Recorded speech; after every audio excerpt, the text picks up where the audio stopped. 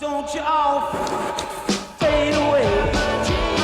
Yeah, don't try and dig what we all talking about my generation. I'm trying to cause a big sensation. Talking about my generation. The thing I loved about my generation was the fact that, you know, they were using a stutter in the vocals. It was unheard of, you know. And I remember loving it, the fact that Roger would sing, why don't you all and of course I thought he was going to say fuck off, but it was fade away, which was just wonderful. No one had ever written anything like that before, and it was a real demonstration for young kids. I think it's still a highly apt song today for most children. They were looking for tricks to make the song work, and the vocal stammer came up. Because it's about it's a pilled up mod. If you suffer from amphetamine overdose, you will stammer. And Roger Daltrey could relate to this instantly. But he didn't like doing it. He thought that it was maybe taking the mickey out of the people who were buying his records. He was a bit careful about that.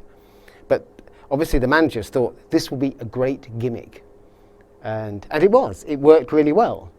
Apart from the fact that, of course, the second week on Top of the Pops, the producer got loads of letters saying, "Dear sir, my little boy stammers and I do not think this record is funny." So they had to kind of override that. But the song was actually so strong and it's such an anthem that that wasn't hard to do. It was just perfect, really, for The Who, that they were summing up this kind of anti-establishment, anti-older generation vibe, telling the rest of the world to clear off. It's the title of the first album. It's the mod album, you know, the only album The Who made when they were mods. And it's an explosive, I mean, for a mod band, it's almost a heavy metal song. You know, it's this sort of odd juxtaposition of style and content. And everything about that first album sort of put The Who in their place in London at that perfect time, better than any album of its time around that time did for any other band. There they were on the front cover, looking sharp suited, you know, the Union Jack jacket, absolutely everything about The Who. It said, this is us. It spoke to the kids that bought it. It's them. It's, you know, we're all the same together. This is it. This is what's going on, it's happening, and it's right now. And I don't think anything's ever quite captured anything in the way that, you know, it wanted to say that. Perhaps the Sex Pistols' Nevermind the Bollocks album in 1977 was of a similar, sort of, had a similar impact and appeal. But, I mean, that was a long, long way down the line, and that was, what, sort of 12 years down the line. It was the album, actually, that most of the punks 10 years later, that was why The Who were never regarded as boring old farts, because The Who were punks 10 years before they were punks. If you notice that the Rolling Stones and the Beatles both immediately start to get a little rockier, more guitar influenced in their music, after the Who and the Kinks have kind of appeared on the scene. Plus also My Generation is just a brilliant song. I mean, it's just a short, sharp blast of energy. You know, it's an adrenaline rush. You know, you can feel the cheap speed that fueled the writing of the song. What made it so brilliant was the fact that it was immediately jarring. It really clanged on your nerves and it made you sit up and take notice. And it's done in such a sort of swagger. It's wonderful. It's just wonderful. I mean, it's a thumbprint, you know, of music, a photograph of music that had, you must remember, this had not happened before, what we were hearing. It hadn't happened before, you know. You had Elvis and, you know, you'd had some blues and you'd had a bit of rock and roll. But you hadn't had something quite as raw and energetic, and it was British. You know, it wasn't American. And it had its own stamp. It's made it the perfect anti-pop song, which made it the perfect pop song for a certain generation. They had this massive wall of equipment, which were like almost like two 4x12 cabinets in one. the sound was louder than any other band you had ever heard. How much do you personally make, and what is your gross income for a typical week? It's fantastically hard to say, you know. I'm sorry.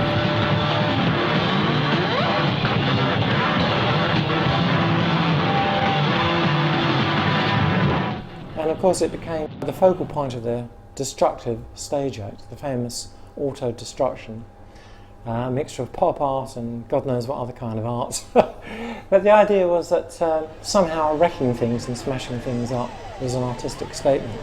And whether the Who invented that or whether they drew it from other sources, I don't know, but it was certainly very effective. And my generation was kind of the Who's auto-destructive anthem. Our actual intention is to play out all the adrenaline and all the aggression and show the audience that you are a frustrated character, that you do want to get something out of your system and you do want to do it in front of them. And it's got much more to do with art and music than people imagine. Much, much more to do with pop music than anything else. Our group was done, really. You get higher and higher, and you're at the peak of a crescendo, for example, or the peak of a recording career, and you find yourself chopping away at your own legs, sort of auto-destructive music. I prefer to be in this position, it's more exciting. It was appropriate for that time because it was so different. And I think if you tried to do that now, you know, people smashing equipment and stuff, it would just come across, you know, like some rich kid spoiled brat. But in those days, it had that beautiful kind of anarchic edge to it. Trashing the equipment kind of started when they were playing the Marquee in London's Wardour Street one night. And Townshend, who was usually pretty active on stage, and it was a fairly cramped stage, was trying to turn around, so he lifted his guitar neck up and he jammed it through the tiles in the ceiling. The neck broke off because Rickenbackers are made out of cardboard. and everybody started to laugh. They're all kind of going, hey, that would teach you to jump around like a lunatic and teach you to be flash. So I thought, what do I do? And I had no recourse but to completely look as though I meant to do it. So I smashed his guitar, jumped all over the bits, and then picked up my 12-string and carried on as though nothing had happened. And the next day the place was packed. And the whole thing developed from there. And it was usually a pretty spontaneous act, and it was always done at the end of the show. My generation was always the last song in the show, and was therefore the perfect opportunity, particularly the way the song ends. The song ends with this just kind of gigantic thrash, at which the drums are herring around the place, guitar chords crashing everywhere.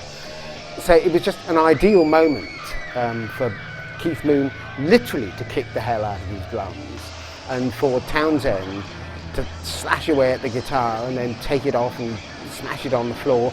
I mean, if you smashed it fairly gently on the floor, you got a great noise out of it. You didn't actually get a much better noise when the thing broke, but it just looked more spectacular. And meanwhile, Daltrey would be whirling his microphone around and smashing it against the cymbals. So the whole thing was just this huge cacophonous row, and a great way to end a show. And for the Who, of course, it unleashed a whole bunch of frustration, which just seemed to be in their nature. Eventually, that huge damage stopped, obviously, because it was just craziness. And of course, when it stopped, all these companies wanted to give them free equipment. They didn't want to smash it up anymore. Although Pete was known even up to Woodstock of, beating the living daylights out of his guitar. And Keith, on occasions, would, kick his way through the drum kit at the end of the show. But why not? That's what Keith did.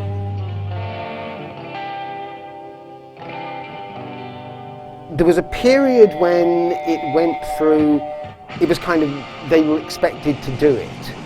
And that got a bit staged, as it were. But then it sort of passed beyond that. It almost became a ritual at the end of the show. And Townshend started to treat it rather differently. So instead of sort of doing it spontaneously and in anger, he would sort of very deliberately take off his guitar and walk to the front of the stage and sort of hold it up like a kind of sacrificial offering. And then smash it to the floor and walk off. So he could make it look fairly dramatic and ritual, even though it was clearly staged. It turned into another form of expression for me. It was a gimmick, of course, but it became... Guitar playing is a... Stand-up guitar players, it is a very physical thing, you know. It's... And it... The way you feel and the way you move and the way you move your body and everything, it's a big part of it. The fact that sometimes to actually pull a string up by the right amount, you have to give it some momentum and stuff like that. You can't play sitting down in the way that you can play standing up. And so for me, all that stuff, all that macho stuff, all became an expression. It set them apart from the Beatles and the Stones, who were a little bit tame and twee in the way that they were produced. Shel Talmy acknowledged and understood, firstly, that noise was part of their music, and secondly, space within the music actually allowed a pregnant pause where expectation took over. There was a drama about that early stuff from The Who. I don't think My Generation's a classic album. I think it's a very good album. It's got some great songs on it. I mean, I think typical of the time, it was you had different versions of different albums for England and America, and America would get all the albums with the hit singles on it. England would get a different album and the singles wouldn't be on it because they'd already been bought and put up the charts anyway, so it's all kind of weird. Even though it doesn't really figure on lists of top tens and things like that, its influence among musicians was huge because it defined a whole new sound. It serves its purpose as a fine debut, but it's not a classic album by a long shot. I mean, obviously, the song itself is an absolute classic, and that, you know, they're a really good. Kids All Right is another example of a great song. And you've got to remember that you know this is very early in Townshend's writing career, and he's doing great. I mean, that's, for me, it sets everything up, I think, in a very exciting way for The Who. I think the album My Generation did more than just set down what The Who were going to be about. It set the start of a whole style of music. I don't think it was even necessarily called rock at that moment as we know it now. It was called pop then. They were looked upon as a pop band, but it wasn't. It clearly wasn't pop. It was something much bigger than that. It was pop music becoming more conscious of itself, and it was also that generation becoming conscious of itself as it grew up, that post-war generation now into their late teens, kind of defining who and what they were.